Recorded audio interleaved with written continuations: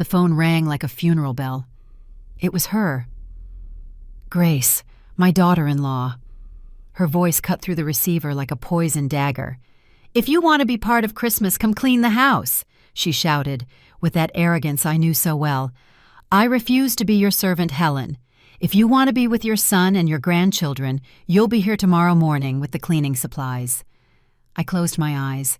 My living room felt as silent as an empty church. The afternoon light filtered through the lace curtains, creating golden shadows on the furniture I had chosen with so much love decades ago. Everything was immaculate. Everything shined. Because I, Helen Martin, 72 years old, have never lived in filth. "Did you hear me?" she kept screeching. "Mark agrees. He says it's time you contributed something useful instead of just criticizing." My heart plummeted, like a building collapsing in slow motion. Mark. My son. My only son. The boy I held in my arms for entire nights when he had a fever. The young man I applauded at every graduation. The man I hugged on his wedding day, believing he had found a good woman. "Besides," Grace continued, "this year dinner is at our new house, the one we bought without your help, by the way. So if you want to see the kids open their presents, you know what to do." Her words hit me like stones against glass. See my grandchildren, those beautiful creatures who carried my blood, who ran to me shouting, "Grandma," every time they saw me. Now they were conditioning my presence on me becoming their housekeeper. "So," she insisted, "are you coming to clean? Or do you prefer to stay alone in your shabby little house watching soap operas?" Shabby little house. As if this home where I raised my son as a single mother, where I worked double shifts to give him everything he needed, was something to despise. As if these walls, which held decades of love and sacrifice, were worthless. "Enjoy yourselves," I replied with a calmness that surprised even me. "What did you say?" "I said enjoy yourselves. Have a beautiful Christmas." And I hung up. The silence that followed was deafening. I sat in my favorite armchair, the green velvet one that had been my mother's, holding the phone as if it were a sacred relic. My hands were trembling slightly, but not from fear. It was something different. It was determination crystallizing in my veins like burning ice. I walked to the window.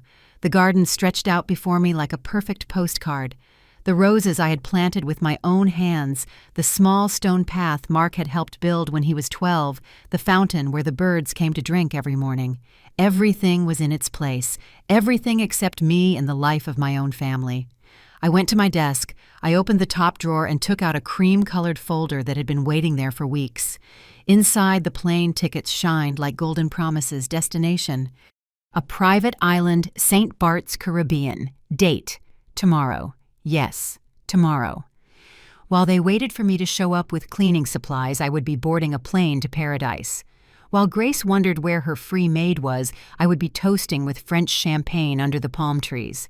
I had booked this suite 2 months ago after the last humiliation, when they told me I couldn't have an opinion on my grandchildren's education because I was out of touch, when they forbade me from bringing them gifts because I spoiled them too much, when they made me feel like a stranger in my own family. But they didn't know something I had kept secret for years. The savings, the investments, the money I had saved working until I was 68, living simply denying myself luxuries, all waiting for the perfect moment. And that moment had arrived. I picked up my phone and dialed the travel agency. "Mrs. Martin," the sweet voice of Caroline answered. "Everything is ready for your trip tomorrow."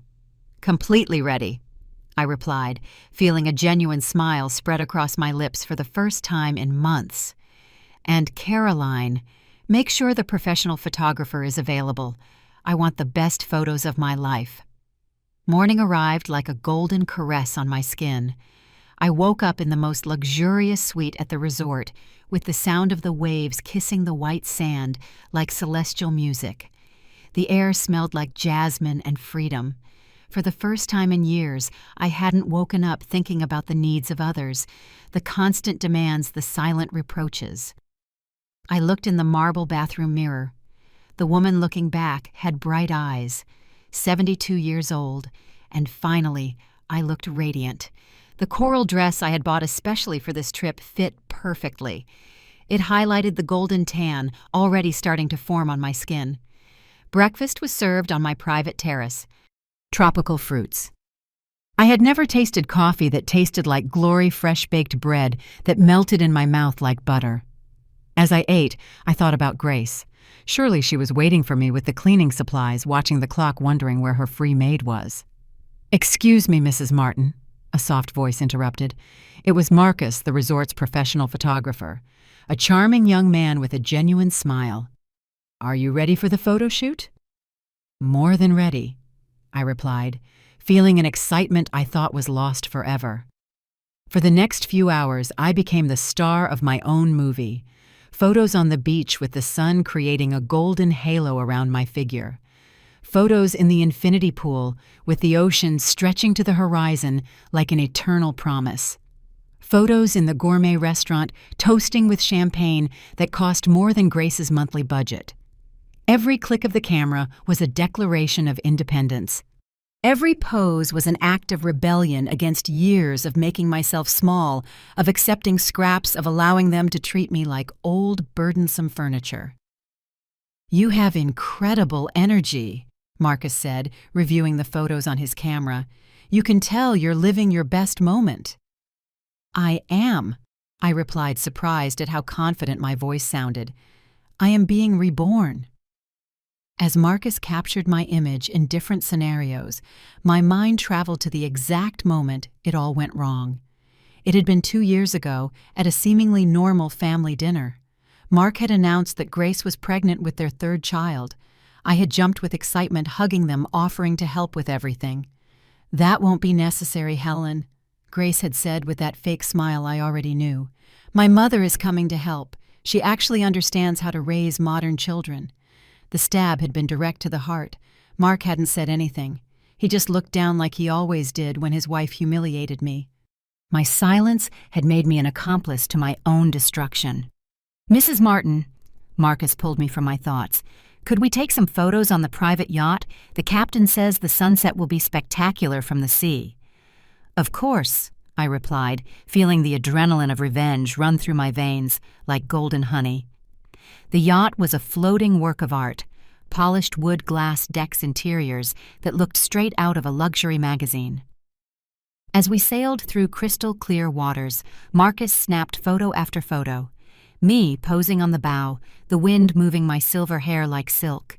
Me toasting with rosé champagne as the sun reflected in my glass like liquid diamonds. "These photos are going to be sensational," Marcus murmured, clearly impressed. "You're celebrating something special." "My independence," I replied without hesitation. "After 72 years, I'm finally learning I don't need anyone's approval to be happy." In the afternoon, while enjoying a massage with aromatic oils at the spa, my mind continued to unravel the threads of the past. I remembered every humiliation, every exclusion, every moment they made me feel invisible. The Christmases where I arrived with gifts and was received with long faces. The birthdays where my presence seemed to be more of a bother than a joy. I especially remembered last year when my grandchildren were in a school play. I found out by accident when I overheard Mark on the phone with his mother-in-law inviting her. They didn't even mention it to me. I arrived as a surprise and saw how Grace's mother occupied the seat of honor in the front row while I had to stand in the back. After the play, when I went to congratulate my grandchildren, Sophie told me something that broke my soul. "Grandma, why do you never come to our important events?" I didn't know what to say. I couldn't tell her that her mother deliberately excluded me. I couldn't poison her innocent heart with the bitter truth. The masseuse worked the knots of tension in my shoulders as I remembered the last straw. It had been a month ago when Mark had called me to borrow money. "It's for Grace's car, Mom. Hers broke down and she needs a new one to take the kids to school." I had agreed immediately. I transferred the money without questions, without conditions, as I had always done. But 2 days later I saw photos on Grace's social media of the new car, a brand new luxury BMW that cost 3 times what I had loaned. They had used my money as part of the down payment, but they had made me believe it was for something basic and necessary. That was the final betrayal. They didn't just lie to me. They underestimated me, believing I was too stupid to find out the truth. The sun was setting when I returned to my suite. The photos had already been edited and transferred to my phone. They were works of art. I was the star of every one. Radiant, elegant, happy. A woman who had decided to write her own ending instead of letting others dictate it. I opened my social media app for the first time in months. I had practically abandoned my profiles, using them only to see photos of my grandchildren that Grace shared when she wanted to show off as a perfect mother. I uploaded the first photo, me on the beach, the coral dress flowing in the wind, my silver hair shining in the sun, a genuine smile lighting up my face. The caption was simple but powerful. When life closes, doors build your own palace. Christmas in paradise. I posted it. My heart was beating like a war drum. The first likes started to come in. Like raindrops at first, then like a torrent. Friends I hadn't seen in years, neighbors, old work colleagues, everyone commenting on how radiant I looked, how happy, how elegant. "Helen, you look beautiful. You're living your best life. You are an inspiration." But I was waiting for other reactions. The ones that really mattered. I uploaded the second photo an hour later. Me on the yacht toasting with champagne, the sunset painting the sky in golden and purple hues behind me. My smile was pure satisfaction. The caption read, "Toasting to second chances and new beginnings.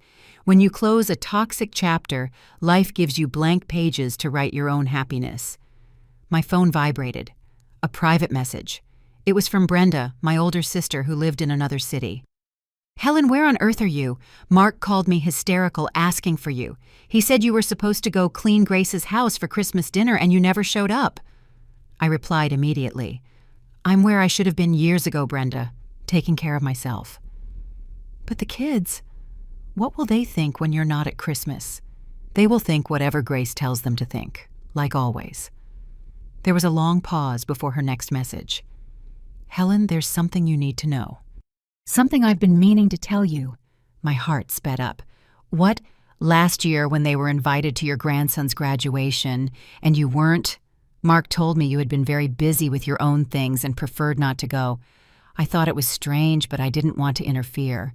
Now seeing these photos, I realize they've been lying to me too." The puzzle pieces began to fit with crystalline clarity. They hadn't just excluded me. They had manipulated the information so other family members would believe I was the one pulling away. "Brenda," I wrote with trembling fingers, "how many times did they tell you I didn't want to go to family events?" "Many, Helen, many. And like an idiot, I believed them. I thought you had become bitter after Dad died. Forgive me." I closed my eyes. The manipulation ran deeper than I imagined. Grace hadn't just settled for turning Mark and the kids against me. She had woven a web of lies to isolate me completely, making my own family believe I was the one to blame for my absence. I uploaded the third photo. Me in the resort's infinity pool, a tropical cocktail in hand, surrounded by absolute luxury. This time the message was more direct. "They say revenge is a dish best served cold, but I prefer to serve it with champagne and an ocean view. For all those who thought I was easy to trample on, here is your answer." My phone exploded. The first message was from Henry, my lifelong neighbor. "Helen, you look beautiful. Are you in the Caribbean? I'm so glad you're enjoying yourself." I replied. "Thank you, Henry. I'm finally learning to value myself. You deserve it. You were always too good to everyone. By the way, did you know Mark stopped by your house this morning? He seemed very upset. He was pounding on the door like crazy, yelling your name." The image of my son, desperate looking for me. It gave me a strange mix of satisfaction and pain. Satisfaction because he finally understood he needed me. Pain because he had realized it too late. Very late. Messages kept coming. Rosa, the housekeeper who had worked for me for years before retiring, wrote to me, "Mrs. Helen, what joy to see you so radiant. I always knew you were pure gold. God bless you in that paradise." Rosa. She truly knew me. She had witnessed my sacrifices, my sleepless nights, all the times I stayed up caring for Mark when he was a child. She had seen how I worked double shifts to give him the best education, how I denied myself things so he could have everything he needed. "Rosa, my dear," I replied, "thank you for always being loyal. You know better than anyone what I gave for my family." "I know, ma'am. And I also know how badly they've treated you. I've seen how that woman talks to you when she thinks no one is listening. You don't deserve that mistreatment." Those words were like balm to my wounded soul. Someone else had seen it. I wasn't crazy. I hadn't imagined the slights. I uploaded the fourth photo. Me dining at the most exclusive restaurant in the resort with lobster and caviar surrounded by absolute elegance. The message was devastating. Christmas Eve dinner in paradise. Thanks to everyone who taught me I deserve so much more than what they offered. Sometimes the best lessons come from the worst teachers. And then it happened. What I had been waiting for. My phone rang. It was Mark. I didn't answer. It rang again. I let it ring. A third time. Silence. A text message arrived. "Mom, please answer. Where are you? Grace is hysterical. The kids are asking for you. Please come home." I didn't respond. Another message. "Mom, I know you're upset, but it's Christmas. The family should be together." The family should be together. What irony. Now that I wasn't available to be their doormat, suddenly they remembered we were family. Another message. "I saw your photos. They look incredible. How did you pay for such a luxurious trip?" There it was, the real question. They weren't worried about my emotional well-being. They wanted to know where the money had come from, because in their minds, I was the poor old woman who depended on their occasional charity. I finally decided to reply. "Mark, the question isn't how I paid for this trip. The question is why it took me so long to realize I deserved it." "Mom, I don't understand. Please explain what's happening." "What's happening, my son, is that your mother got tired of being treated like a servant in her own family. What's happening is that I decided to celebrate Christmas with someone who truly values me, myself." There was a long pause. "But the kids..." "Mom, they need you. The kids need a grandmother who respects herself, Mark, not one who accepts scraps out of pity." My phone began to ring frantically. Call after call. Mark. Unknown number. Mark again. Mark. Another unknown number. I didn't answer any of them. The messages multiplied like a virus. Mark begging, Grace furious from friends' phones, distant relatives asking what was going on. But I was at peace. For the first time in years, I was exactly where I wanted to be, doing exactly what I wanted to do without asking anyone for permission. I uploaded the fifth photo. Me dancing salsa with a resort instructor laughing like I hadn't laughed in decades. The message was blunt. Life begins when you decide to stop living for others and start living for yourself. At 72, I'm finally learning to dance to my own rhythm. My phone showed 23 missed calls, and the night was just beginning. The dawn of the second day arrived with the constant sound of my phone vibrating on the marble nightstand. It was 5 a.m. in the Caribbean, which meant it was 6 a.m. back home. The perfect time for the day after Christmas family panic. I got up slowly, savoring every second of freedom I felt in my bones.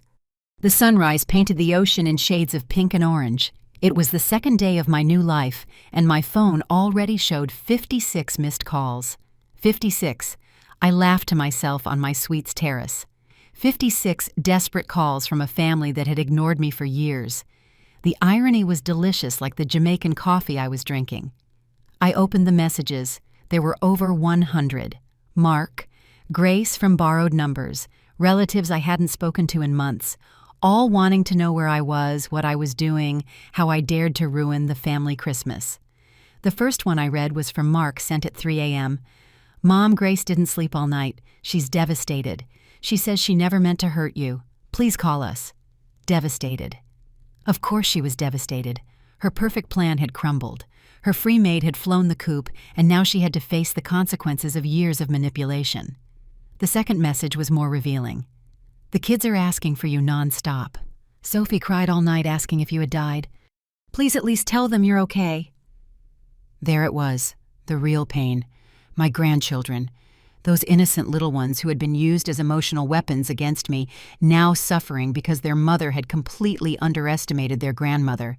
But I wasn't going to give in, not this time.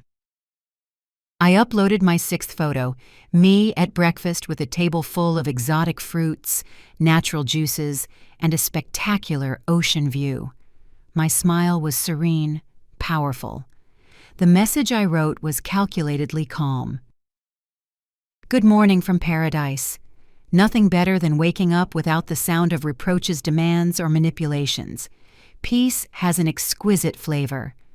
The comments exploded immediately, friends applauding me, strangers inspired by my story, and among them, like thorns among roses, angry comments from accounts I recognized as Grace's friends.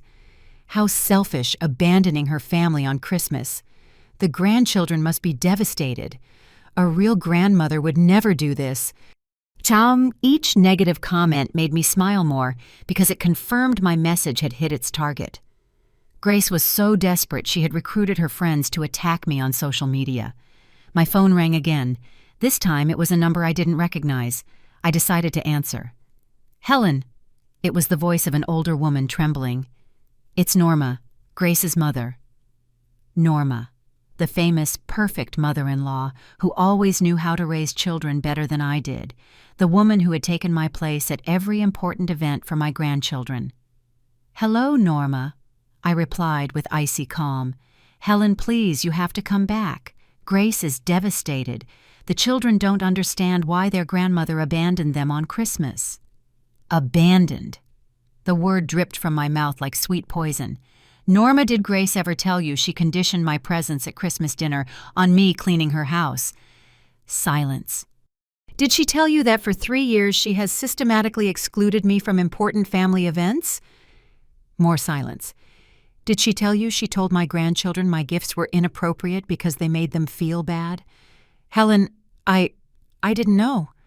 "Of course you didn't know, Norma, because your daughter is an expert at showing one face and hiding the other. But don't worry. You don't have to worry about me anymore. Apparently, you are the grandmother they need." I hung up.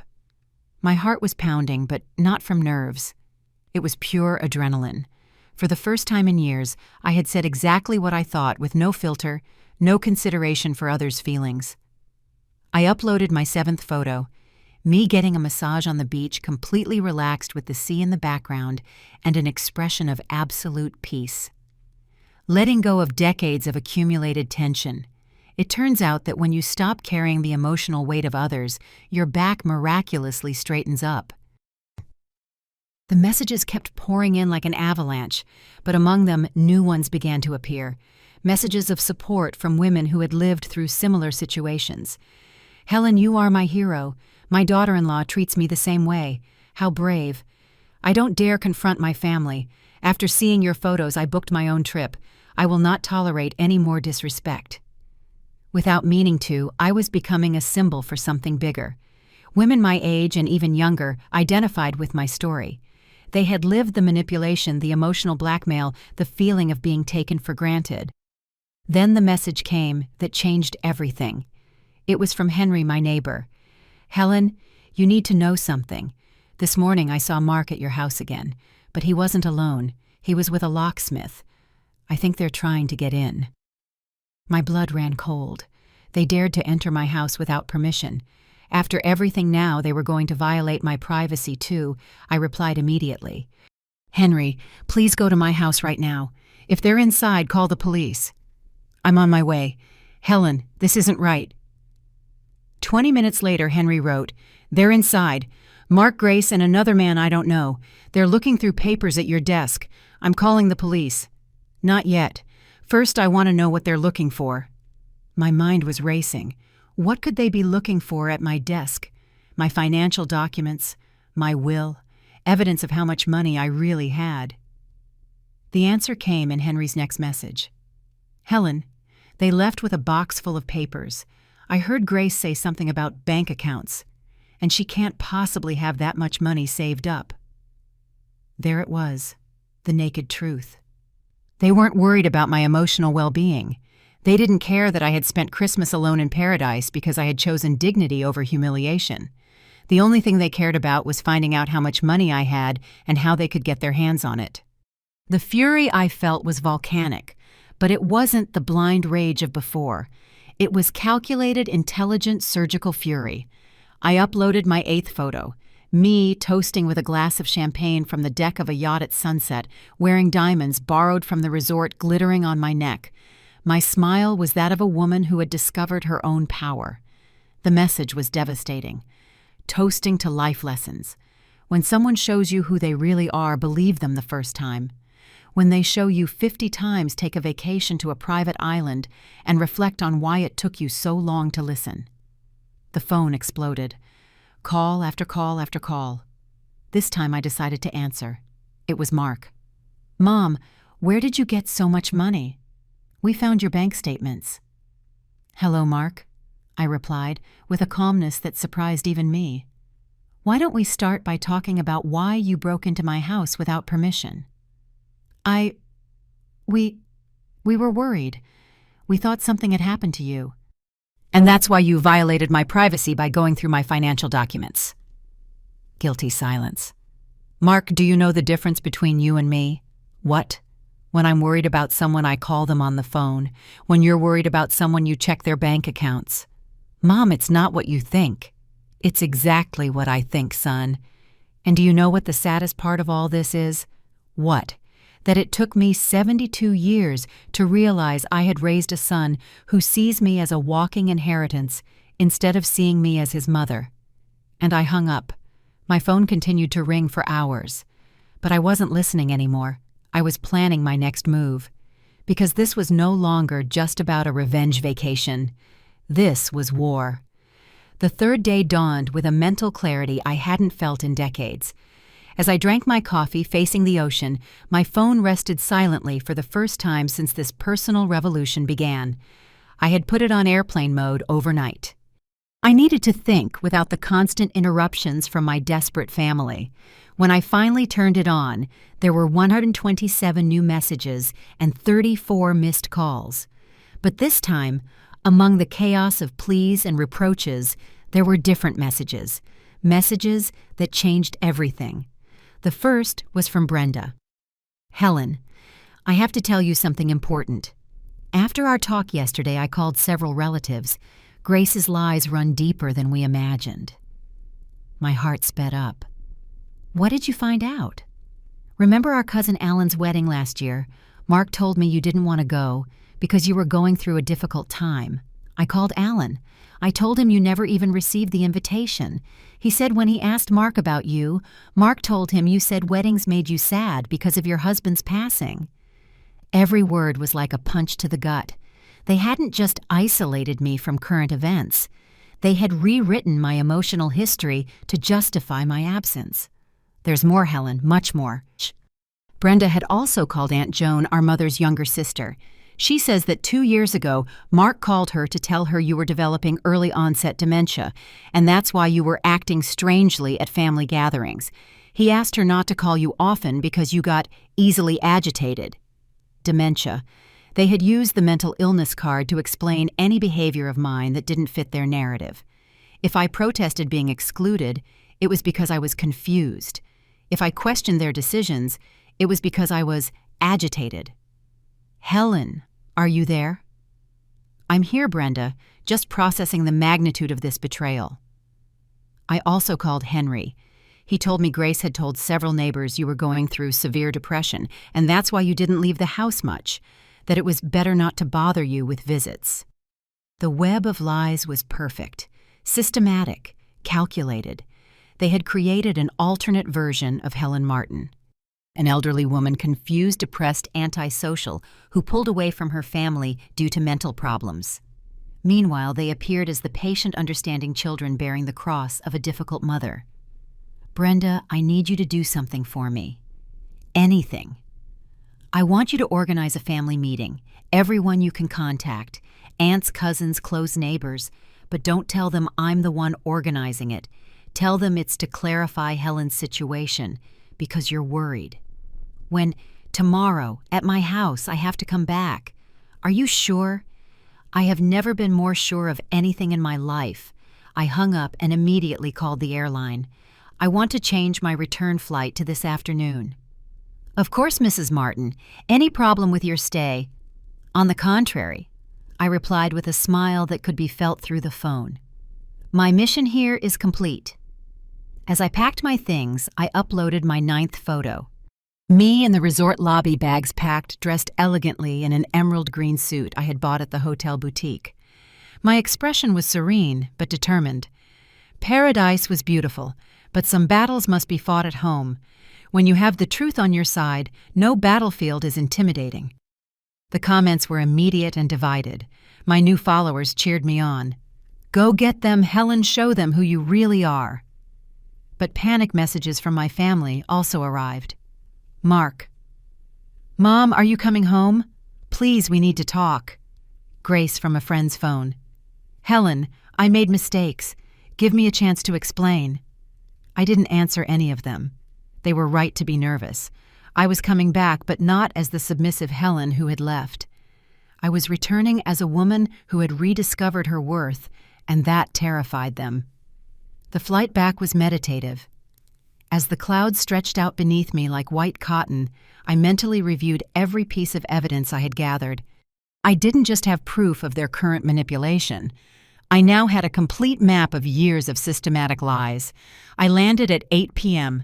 Henry was waiting for me at the airport as we had arranged. Helen, he hugged me tight. You look incredible, radiant. I feel reborn, Henry. During the drive home, he updated me on everything. Mark and Grace have been going to your house every day. I think they're looking for something specific. Yesterday I saw them bring a lawyer. A lawyer, I repeated. Of course, probably exploring legal options to access my money, maybe investigating if they could declare me mentally incompetent.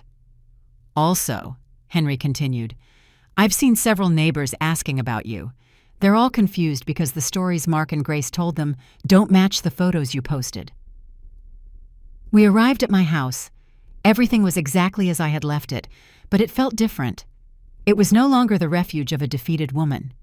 It was the fortress of a warrior returning victorious from her first battle. That night, as I prepared for the next day's confrontation, I received an unexpected message. It was from Sophie, my eldest granddaughter. She had gotten a friend's phone. Grandma Helen, are you okay? Mom says you're sick and confused, but your photos look so happy. Why didn't you come for Christmas? Did I do something wrong? My heart broke. That innocent child was suffering because she didn't understand the adult war being waged around her. I replied carefully. My love, you did nothing wrong. Grandma is perfectly fine, just learning to value herself more. I love you very much and we will see each other soon. I promise. Promise? Promise. But I knew that promise depended on what happened in the next 24 hours. Because I was not going to be part of my grandchildren's lives under the toxic conditions of before. Either things changed radically or my relationship with them would have to be completely different. I uploaded my 10th photo taken from my living room window. It was the familiar view of my garden under the moonlight, but it looked different now through my renewed eyes. Back home. But I am no longer the same woman who left. Tomorrow, some people will find out exactly who Helen Martin is when she stops pretending she doesn't have claws. It was midnight when I finally turned off the phone. Tomorrow would be the most important day of my recent life, the day all the truth would come to light, the day my family would discover they had completely underestimated the woman they thought they had tamed. I went to sleep with a smile on my lips. For the first time in years, I had something to look forward to. The war was about to begin.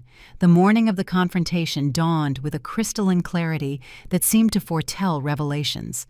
I woke at 6. I prepared myself with the same care as a general before battle. I chose an elegant purple dress. I applied my makeup with precision. I styled my silver hair into a perfect bun. When I looked in the mirror, I saw a woman radiating silent power. At 9, they began to arrive. Brenda was first carrying a folder full of notes from her phone calls, then Aunt Joan confused but willing to listen. Henry arrived with his wife Mary, both with serious expressions. One by one, they filled my living room. Cousins I hadn't seen in months, close neighbors, even Mrs. Lazaro from the end of the block. Does anyone know why we're here? asked Cousin Alan, clearly uncomfortable. "We are here," I replied from the entryway where I had been watching, "because it's time you knew the truth." All heads turned towards me. There were murmurs of surprised comments on how good I looked, how radiant, how different. "Helen," Aunt Joan said, rising to hug me, "it's so good to see you. Mark had told us—" "What exactly had Mark told you?" I interrupted her softly. "Well, that you were going through a difficult time, that you preferred to be alone." "Interesting." I walked to the center of the room.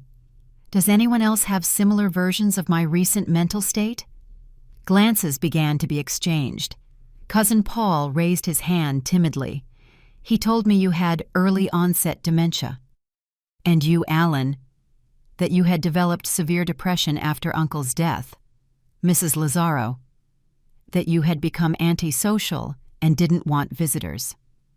Each answer was like a piece of evidence presented to a jury.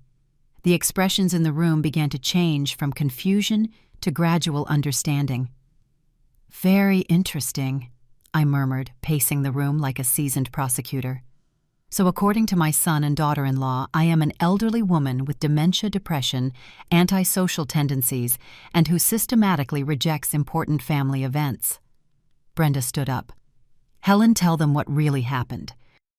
"Oh, no," I replied with a smile that didn't reach my eyes.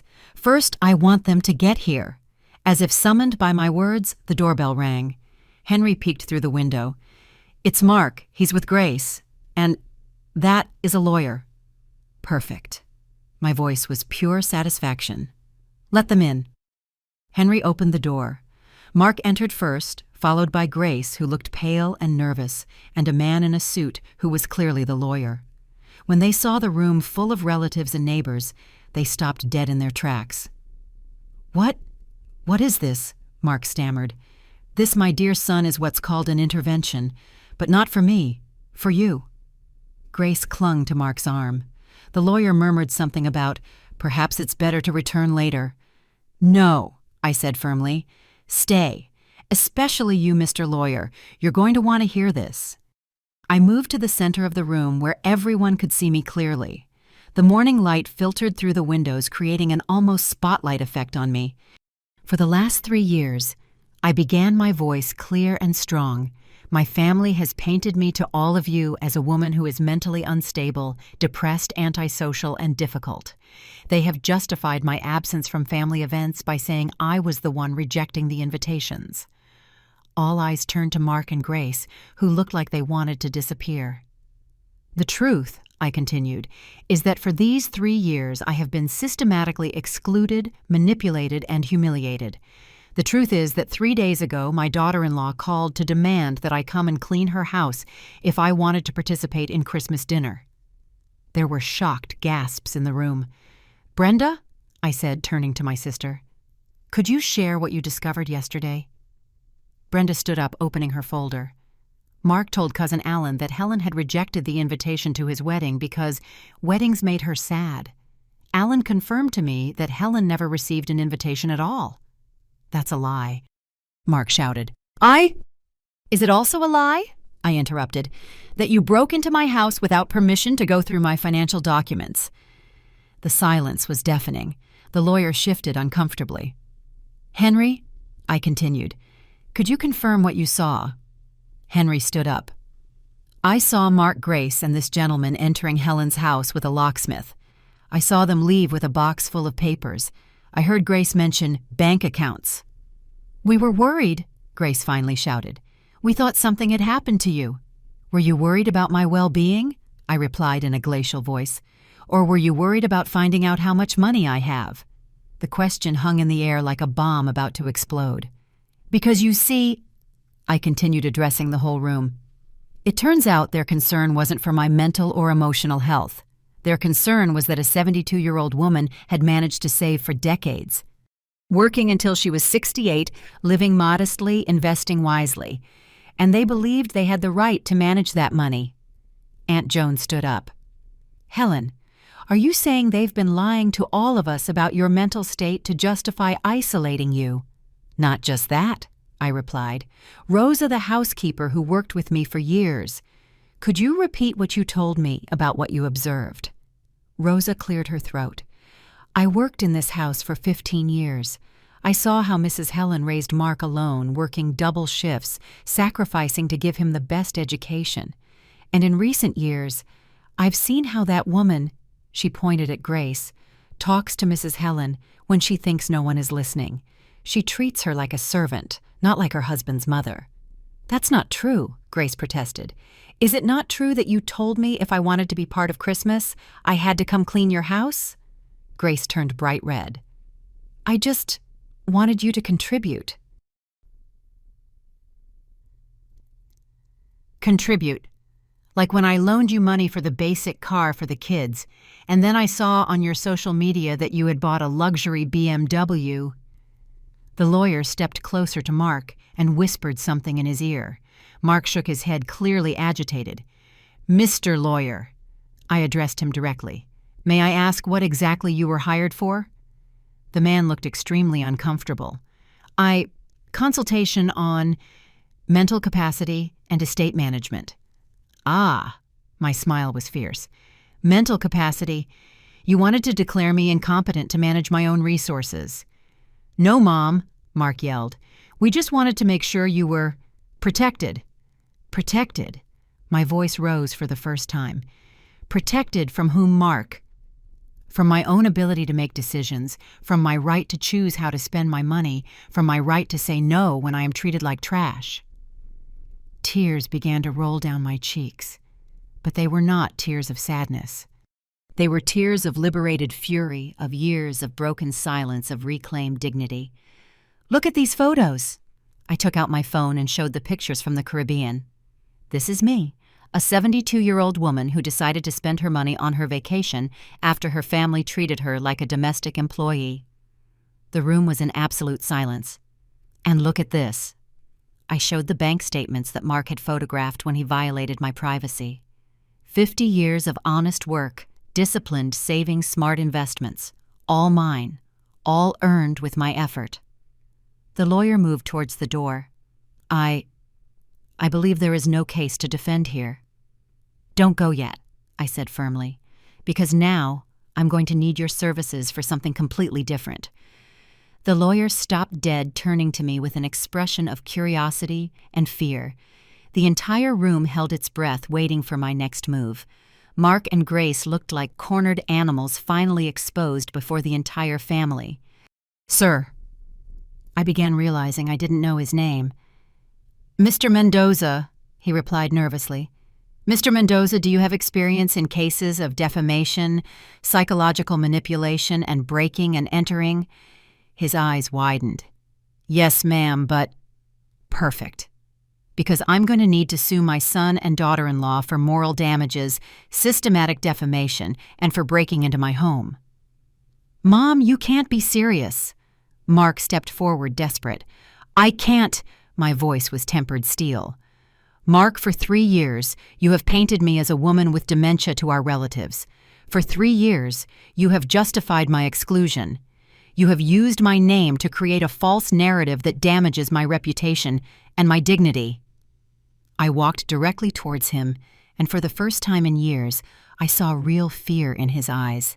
This wasn't the fear of a son worried about his elderly mother. This was the fear of a man who knew he had been caught in his lies. And 4 days ago, I continued, you violated my home, went through my private documents, and photographed my financial information without my consent. That, Mr. Lawyer, is that legal? Absolutely not, Mendoza replied, looking at Mark with reproach. That constitutes breaking and entering in violation of financial privacy. But we're family, Grace whimpered. We just wanted to make sure she was okay. Family. The word came out of my mouth like pure venom. Grace, do you know the difference between family and strangers? She shook her head, tears starting to flow. Strangers don't have access to your heart to destroy it. Strangers don't know your weaknesses to use them against you. Strangers can't make you believe that love comes with humiliating conditions. Brenda approached me, putting a hand on my shoulder. Helen, tell them about the grandchildren. Ah, yes, the final blow, my grandchildren. I said, looking directly at Grace. They were used as emotional weapons against me. Remember when Sophie told me she couldn't accept my gift because it made them feel bad? Remember when you told them Grandma was sick and that's why she didn't visit? Mark collapsed into the nearest armchair, covering his face with his hands. Those children, I continued, my voice breaking but firm, love their grandmother. But they have been manipulated to believe their grandmother rejects them, that she is mentally ill, that it's better to keep their distance. Mrs. Martin, Mrs. Lazaro intervened from her corner. The children only know what their parents have told them, that their grandmother is problematic, difficult, that she's going through things. They've grown up watching their parents talk about me with pity and frustration, as if I were a burden. Henry stood up. Helen, I can testify that those kids look for you constantly. Every time they come to visit and you're not here, they ask for you, the oldest one. Sebastian asked me 2 weeks ago if his grandma was angry with them because she didn't visit like she used to. My heart broke all over again. My grandchildren thought it was their fault. They thought they had done something to push their grandmother away. Mr. Mendoza, I addressed the lawyer again. I want to be very clear. I am not doing this for money. I have more than enough money. I am doing this for justice, for dignity, and to make sure this never happens to another elderly woman in this family again. I understand, ma'am. And I also want to modify my will immediately. Mark's head snapped up. What? My current will leaves my entire estate divided between Mark and his children. That is going to change. Mom, please. Silence! I roared with a force that surprised everyone, including me. 72 years I waited to scream like that. 72 years being the polite, understanding woman who always gave in. 72 years swallowing humiliations because family is the most important thing. The echo of my voice bounced off the walls. No one moved. No one breathed. But family, I continued, my voice calmer but no less intense, is not who shares your blood. Family is who respects you, values you, includes you, and loves you without humiliating conditions. I walked to the window where the morning light illuminated my garden, the same garden where Mark had played as a child, where he had run through the roses, where he had learned to ride a bike. All those beautiful memories now contaminated by years of betrayal. My new will, I announced without turning around, will establish a trust fund for my grandchildren's education administered by a bank. They will receive money for university, for medical emergencies, for their true needs. But none of it will pass through their parents' hands. And the rest? Brenda asked softly. The rest will go to a foundation that helps elderly women who suffer emotional abuse and family manipulation. Women who are isolated, slandered, and made to feel invisible by their own families. Grace let out a sob. Helen, please. I made terrible mistakes, but I can change. We can fix this. I turned to face her. For the first time in years, I truly saw her, not as the enemy I had built in my mind, but as a young, frightened woman who had made horrible decisions out of insecurity and greed. Grace, I said calmly, do you know what your biggest mistake was? She shook her head, crying. It wasn't treating me badly. It wasn't manipulating Mark against me. It wasn't isolating me from my family. I waited, letting the suspense fill the room. Your biggest mistake was completely underestimating who you were messing with. You thought I was a harmless, dependent old woman who would tolerate anything just not to lose her family. You thought you could rewrite my history, control my narrative, manipulate my reputation. I walked towards her slowly. But what you didn't know is that Helen Martin didn't get to 72 by being weak. I got here by being strategic. And when a strategic woman decides she will no longer tolerate humiliation, she becomes the most dangerous force in the universe. The silence that followed was absolute. Mr. Mendoza, I said finally, when can we begin the legal proceedings? Immediately, if you wish. I wish. Mark stood up, staggering. Mom, give me a chance to fix this. Please. Think of the children." "The children," I replied, "are exactly who I'm thinking about. I'm thinking about what example I want to set for them about how elderly women should be treated. I'm thinking about teaching them that grandmothers are not servants, not walking bank accounts, not annoying responsibilities. I am thinking," I continued, "about showing them that a woman can defend herself at any age, that it is never too late to demand respect, that dignity is not negotiated for crumbs of family affection." Brenda applauded slowly. Then Henry, then Aunt Joan. One by one, all those present began to applaud. The sound filled my living room, my house, my heart. It was the sound of justice. It was the sound of a woman who had recovered her voice after years of silence. It was the sound of Helen Martin reborn from her own ashes. The applause gradually faded, leaving a thick silence that seemed to vibrate with the energy of all that had just been revealed. Mark remained seated, his face in his hands, while Grace cried silently in a corner. Mr. Mendoza was taking notes, furiously clearly recalculating the entire situation. "Now," I said, addressing the whole room, "I want you to understand something important. This is not the end of a family. This is the end of a toxic dynamic that was destroying this family." I walked to the center of the room where everyone could see me clearly. "Mark," I said softly, "look at me." My son slowly raised his head. His eyes were red swollen. In them I saw the child he had been, the young man I had raised with so much love. But I also saw the man who had allowed his wife to destroy our relationship. "Do you know when you started to lose me?" I asked him. He shook his head.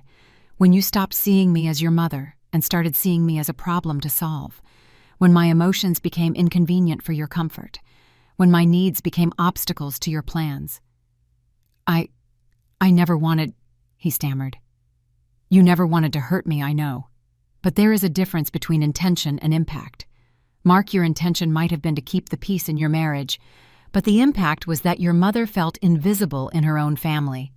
Brenda stepped closer. "Helen, what are you going to do about the grandchildren?" That was the question that hurt the most to answer. My grandchildren. Those little ones who had been manipulated to believe horrible things about their grandmother, who had grown up watching their parents treat me like a burden, like something inconvenient to be tolerated. "The grandchildren," I replied slowly, "are going to need time to understand the truth.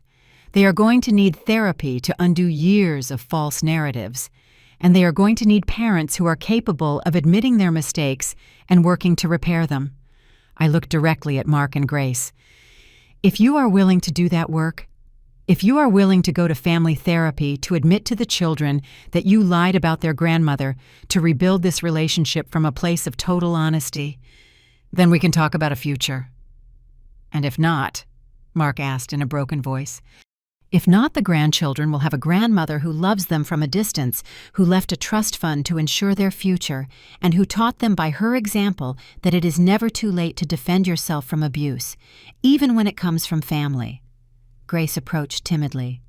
"Helen, I know what I did was unforgivable. I know it took years before I realized how horrible I was being. But when I saw those photos of you in the Caribbean, when I saw how happy you looked without us," her voice broke, "I realized that you weren't the problem. The problem was me. I was so afraid of not being enough for Mark, so afraid he loved you more than me, that I decided to eliminate you from the equation." It was the first time I had heard her admit the real truth. No excuses, no justifications. The raw truth.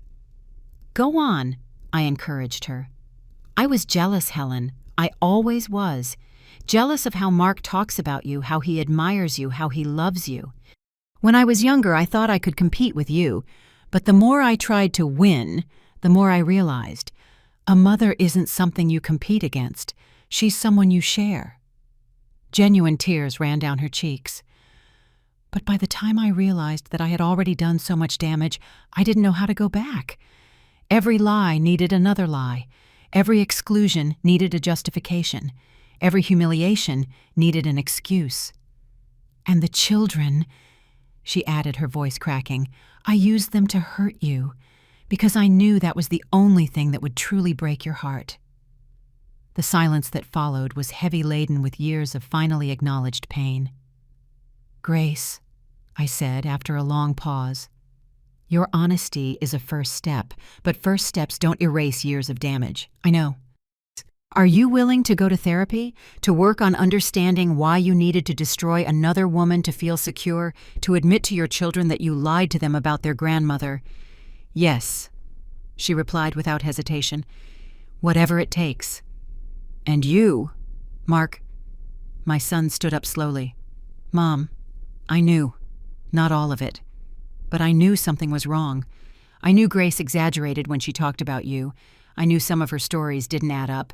But it was easier to believe her than to face the truth." "What truth?" "That I had married someone who was capable of manipulating and hurting my own mother. That I had chosen my marital comfort over the dignity of the woman who gave me life."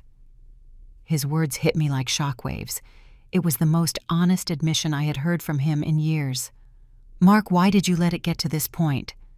"Because I'm a coward, Mom. Because it was always easier to let you absorb the abuse than to confront Grace. Because I knew you would love me no matter what. While with her, I constantly had to keep the peace. And now I understand that I lost my mother because I was afraid of losing my wife. And in the end, I almost lost you both." Henry cleared his throat. "Helen, what do you need from us?" "I need witnesses," I replied. "I need the truth to be known by everyone. I need that when someone asks about Helen Martin, the answer isn't the poor lady with dementia, but the woman who refused to be trampled on." Aunt Joan stood up. "We'll do it. We will all speak to whoever is necessary." "And I need time," I continued. "I need time to decide if I can forgive. I need time to heal. I need time to rebuild my relationship with my grandchildren without the toxic interference that has existed." "How much time?" Mark asked. "As long as it takes. It could be months. It could be years. It depends on you and the real work you are willing to do." Mr. Mendoza closed his notebook. "Mrs. Martin, do you want to proceed with the lawsuits?" I thought for a moment. Legal revenge would be satisfying, but was it what I truly needed? "Mr. Mendoza, I am going to make the lawsuits conditional on meeting certain requirements, which are: Mark and Grace must go to family therapy immediately. They must have an honest conversation with the children about the lies they told them about their grandmother.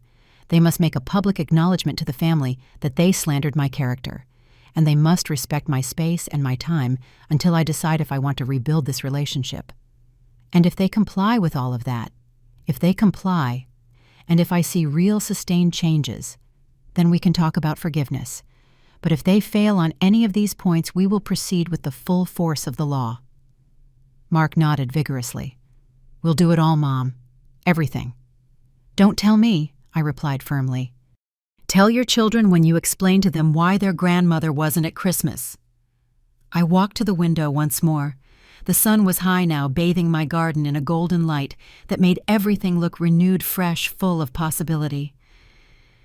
"There is one more thing," I said without turning around. "What?" Mark and Grace asked in unison. "The next time you want to know about my money, my plans, or my mental state, you ask me directly. The next time you have a problem with me, we resolve it face to face. No intermediaries, no manipulation, no lies." "I promise," Grace whispered. "Because—" I continued, turning to face the whole room. "Helen Martin is no longer the silent woman who tolerates everything. Helen Martin is a woman who knows her value, who demands respect, and who does not accept less than what she deserves." The applause that followed was different from the last one. This wasn't just support. It was recognition. It was the sound of a family that had just witnessed the rebirth of its matriarch. It was the sound of a woman who had reclaimed not just her voice, but her throne. 6 months later, I was sitting on the terrace of my new house, a beautiful property I had bought on the outskirts of the city. It wasn't an escape. It was a choice, a place where I could start over, surrounded by gardens I had designed myself with a view of the mountains I had always loved. Family therapy had begun the week after our confrontation. I had insisted on separate sessions first, Mark and Grace working on their marriage and understanding the roots of their behavior, while I worked with a therapist specializing in family emotional abuse. I had needed time to process decades of subtle manipulation to understand how I had allowed my self-esteem to be eroded so gradually that I almost didn't notice. "Grandma Helen," I heard Sophie's sweet voice behind me. I turned, and there she was with Sebastian and little Matthew, accompanied by Mark. It was their third visit to my new house, and each time it felt more natural, more genuine. "My loves," I said, opening my arms. They ran to me, but with a noticeable difference. The strange tension that existed before was gone, that feeling that they had to watch their words around Grandma. Their parents had finally told them the truth, adapted for their ages about the mistakes they had made. "Look, Grandma," Sebastian said, showing me a drawing. "I drew you at your new house. See, here are your flowers." The drawing brought tears to my eyes. It was me smiling, surrounded by bright colors with a beautiful house behind me. It was how he saw me now, happy, free at peace. "It's beautiful, my love. Can I hang it on my refrigerator?" "Yes. And look, Grandma, I don't have to ask Mommy if I can accept your gifts anymore." Sophie had grown so much in these months. The honesty from her parents, though painful at first, had freed the children from carrying guilt that was never theirs. Mark approached timidly. "Mom, can we talk?" I nodded, gesturing to the chairs on the terrace, as the children ran to explore the garden. "How are the sessions?" I asked. "Difficult," he admitted. "Very difficult, but necessary. The therapist has helped me understand that, at some point, I stopped seeing you as my mother and started seeing you as a responsibility, as something that had to be managed." It hurt to hear it, but I needed to hear it. The truth, however painful, was the only foundation on which we could rebuild. And Grace. She's working hard on herself. She's been writing you a letter for weeks. She rewrites it over and over because she says nothing she puts down feels like enough. I don't need perfect apologies, Mark. I need consistent actions. I know, and you're seeing them. The children know the truth. We've contacted all of the relatives to clear up the lies. Grace even spoke to the neighbors to explain that what she had said about your depression was false. It was true. Over these months, I had received calls and visits from family and friends who wanted to apologize for believing the false narrative. Some were genuinely sorry. Others were simply curious about the family drama, but they all knew the truth now. "Do you know what hurt the most?" I asked Mark. It wasn't the lies. It wasn't even the exclusion. It was that you completely underestimated who I am. You believed I was so weak, so dependent, so needy of your approval that I would tolerate anything. Mark looked down. "You're right. We never recognized your strength. We only saw what was convenient for us to see. And now, I see the woman who raised me alone working double shifts. I see the woman who rose from poverty through hard work and intelligence. I see the woman who at 72 was able to plan a revenge so perfect it left us all speechless." For the first time in months, I smiled genuinely at Mark. That revenge wasn't just for you. It was for me, to remind me who I really am. "Grandma," Sophie ran towards us. "Is it true you have a foundation to help other grandmas?" "It's true, my love. During these months, I had officially established the Helen Martin Foundation for Elderly Women. It was small, but it had already helped 15 women in situations similar to mine. Women who had been isolated, manipulated, and made to feel invisible by their own families. "Can I help when I grow up?" "Of course you can." Mark looked at me with genuine admiration. "Mom, what you've built in these months. I'm proud of you." "Thank you, son. But I didn't do it to make others proud. I did it because I finally understood that my value doesn't depend on anyone else's approval." That afternoon, after Mark and the children left, I received an unexpected visit. Grace was at my door, alone, with a letter in her hands and tears in her eyes. "Helen," she said when I opened the door, "can I talk to you?" I invited her in. She looked different, thinner but also more serene. The therapy was changing her. That was evident. "I brought this," she said, holding out the letter. "I know it doesn't fix anything, but I needed you to have it." I took the letter but didn't open it right away. "How are you, Grace?" "Destroyed," she answered honestly, but also relieved. For the first time in years, I don't have to hold up all those lies. I don't have to pretend I was the victim of a difficult mother-in-law. I can admit that I was the one who caused this disaster. "Why did you come today?" "Because in therapy, I've been working on something called active amends. It's not enough to acknowledge the harm. You have to do something to repair it." She sat on the edge of the sofa as if she didn't feel she had the right to be comfortable. "I've been volunteering at a center for older women, helping with activities, listening to their stories. And in every woman I meet, I see what I did to you. I see the damage a toxic daughter-in-law can cause."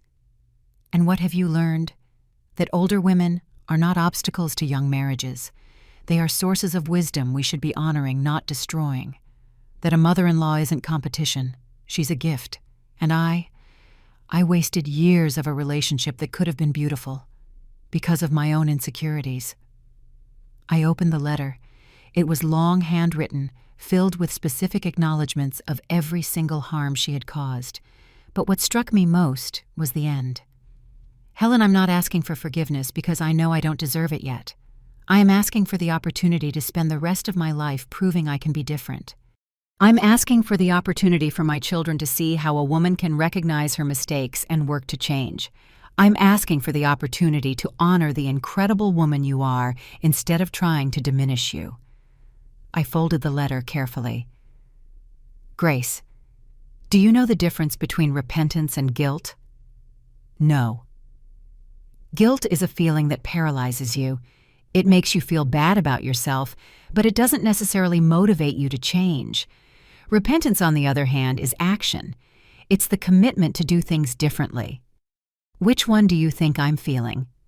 I think you are transitioning from one to the other, and that is a good thing.